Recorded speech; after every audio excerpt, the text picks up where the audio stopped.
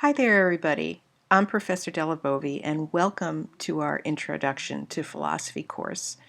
This first video is called Love of Wisdom, and the reason that it's called that is that philosophy means love of wisdom. That is the translation from the ancient Greek.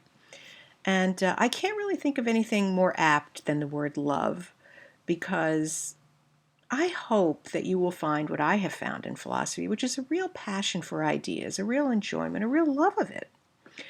And that love really begins with what we're going to be talking about for the first few weeks in our course, which is the idea of self-examination.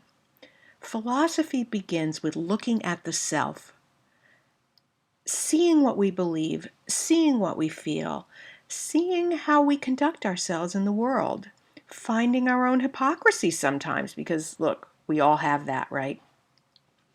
So you're going to be reading a dialogue, and I call it a dialogue because the earliest philosophy, at least in the European tradition, was written in play form, a dialogue between characters. The first one you're going to be reading is written by Plato, and it's called The Apology. And it's sort of like a little courtroom drama of Socrates, who was Plato's teacher.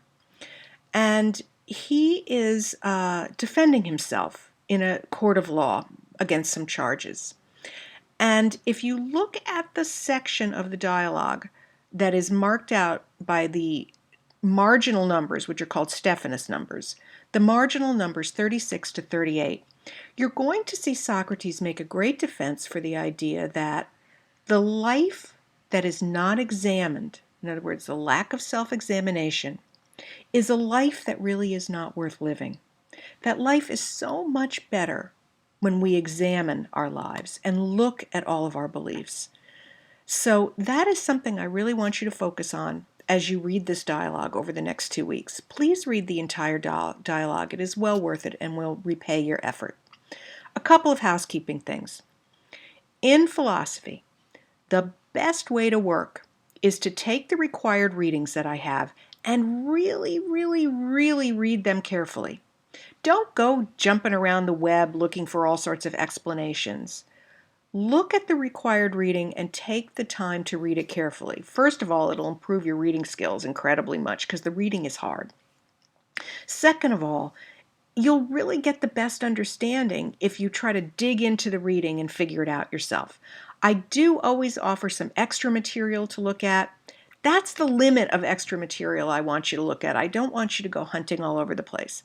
If you still have questions, the best thing to do is email me or call me, and let's talk about it, rather than you going all over the web and finding things that are, believe me, only going to end up confusing you more. That's the first thing. The second thing is you're going to do a lot of writing in this course, including 5 essay assignments and 1 essay at the end. They're not terribly long, but I want them to be good, and I have given you, at the end of your syllabus, a little set of tips of how to write a really good philosophy essay. So that's it. If you have any questions, get in touch with me, and good luck. Bye.